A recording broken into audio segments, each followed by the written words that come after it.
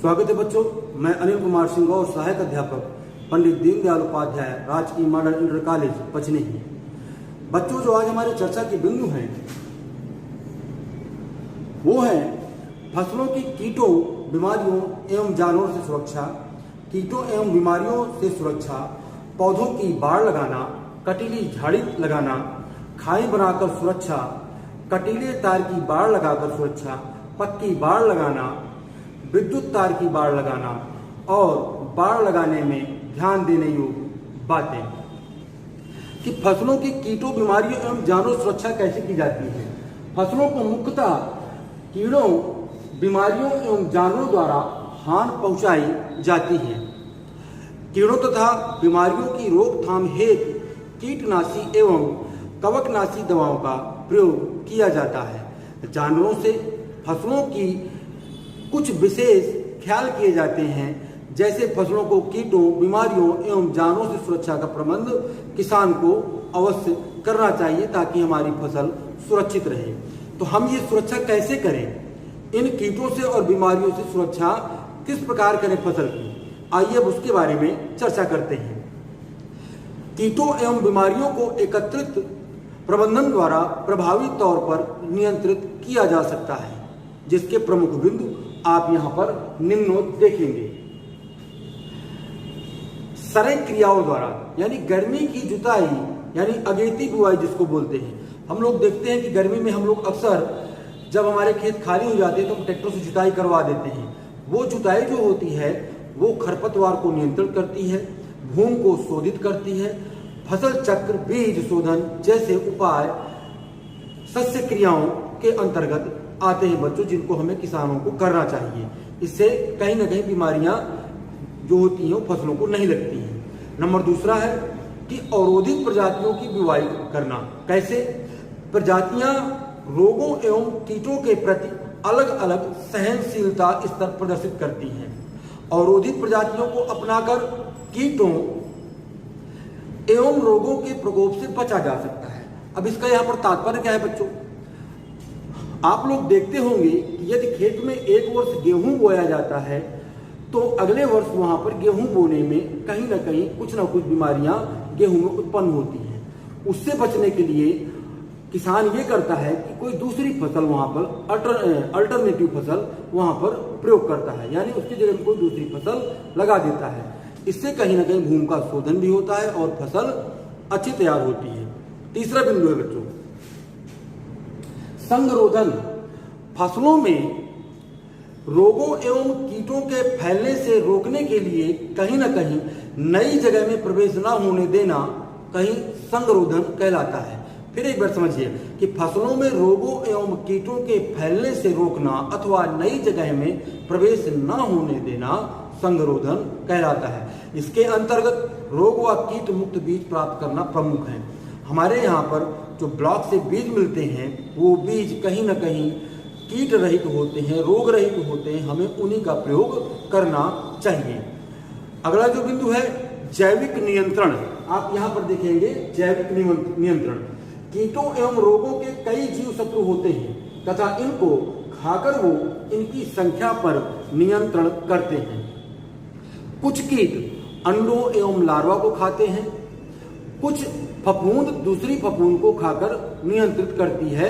तो इस तरह से जैविक नियंत्रण किया जाता है।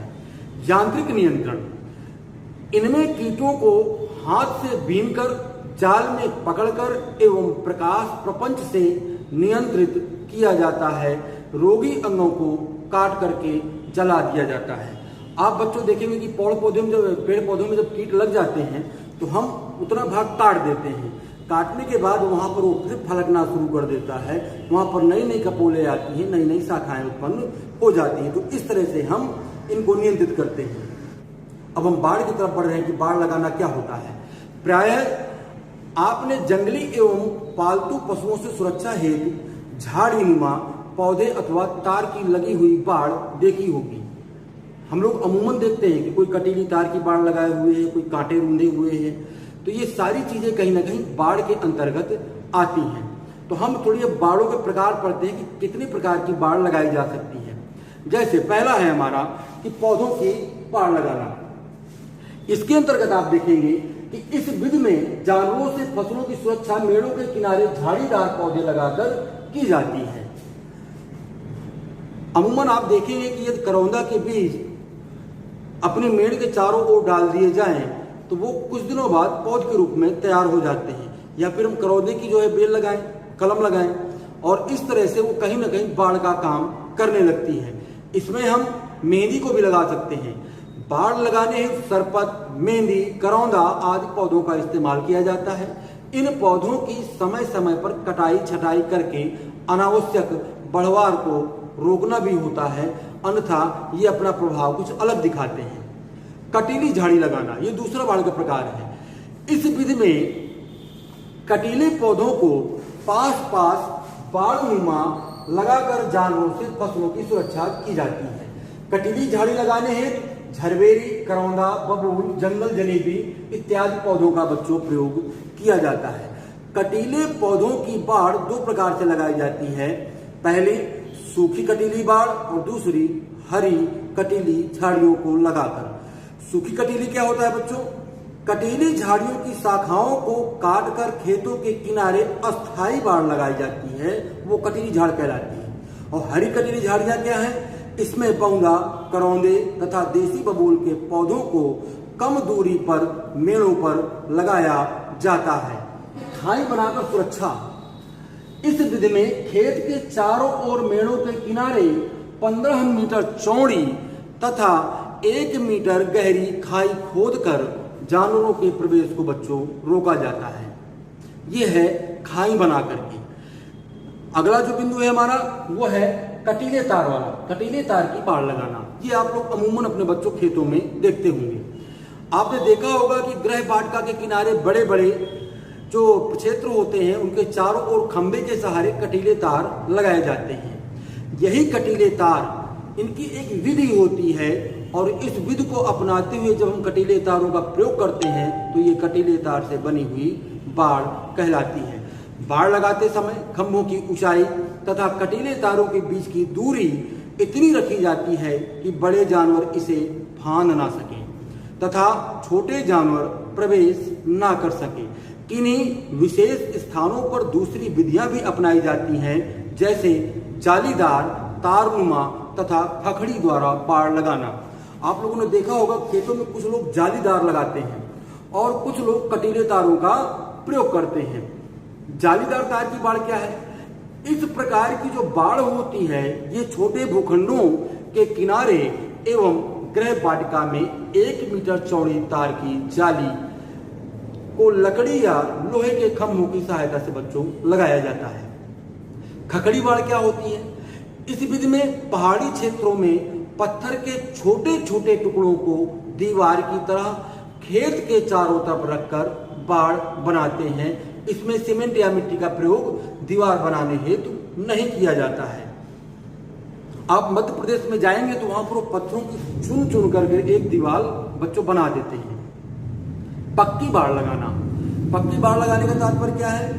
इस विधि में ईंट एवं पत्थरों को सीमेंट से चुनकर बाड़ लगाई जाती है। और जो अगला है वो है विद्युत तार की बाड़। विद्युत तार की बाड़ देखा जाए तो ये बाड़ जो है ये आधुनिक विधि है। इसमें केवल साधारण तार से बाड़ लगाई जाती है। यह तार खंभों पर इंसुलेटर के द्वारा स्थापित कर दिया जाता है। इसमें विद्युत धारा का प्रवाह रुक रुक कर किया जाता है। इससे पशुओं को हल्का झटका लगता है और वो इस झटके के डर की वजह से खेत में नहीं घुसते हैं। इसमें कुछ सावधानियां रखनी चाहिए। यहाँ पर लिखा हुआ है कि विद्युत तार में कम वोल्ट लगभग 110 वोल्ट की विद्युत धारा ही प्रभावित होनी चाहिए। यदि इससे ज्यादा की विद्युत धारा प्रवाहित की जाएगी तो हो सकता है कि करंट से जानवर की मृत्यु भी हो जाए। बाड़ लगाते वक्त ध्यान देने योग्य बातें, जहां जिस प्रकार की आवश्यकता हो वहां उसी प्रकार की बाड़ लगाई जानी चाहिए। बाड़ वस्तुओं की उपलब्धता के अनुसार लगाना चाहिए। प्रक्षेत्रों के कोने पर, प्रक्षेत्र क्या होते हैं? यानी खेत जो कोने हैं वहां कोनों पर 2 अतिरिक्त खंभों को लगाकर उन्हें गिरने से बचाना चाहिए। आज हमने बच्चों फसलों की कीटों, बीमारियों एवं जानवर सुरक्षा के बारे में अध्ययन किया। इसके बारे में आप जान चुकी होंगी। आज हमने कीटों एवं बीमारियों से सुरक्षा के बारे में अध्ययन किया। पौधों की बाड़ लगाने के बारे में अध्ययन किया। कटीली झाड़ी क्या होती है और उसको किस तरह से लगाया जाता है, इसके बारे में हमने अध्ययन किया। खाई बनाकर किस तरह से खेतों में सुरक्षा की जाती है, हमने इसके बारे में अध्ययन किया। कटीले तार की बाड़ किस तरह से लगाई जाती है, हमने ये जाना। पक्की बाड़ लगाना, विद्युत तार की बाड़ और बाड़ लगाने में ध्यान देने योग्य बातें हमने आज बच्चों जानी। गृह कार्य नोट कर लें बच्चों।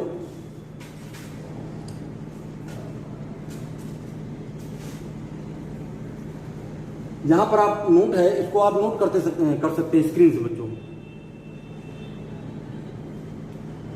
इसमें आपके बहुविकल्पीय प्रश्न भी हैं, साथ ही साथ रिक्त स्थानों की पूर्ति वाले भी प्रश्न हैं और कुछ आपके सही उत्तर जिनमें टिक लगाना है वो भी प्रश्न आपके इसमें हैं।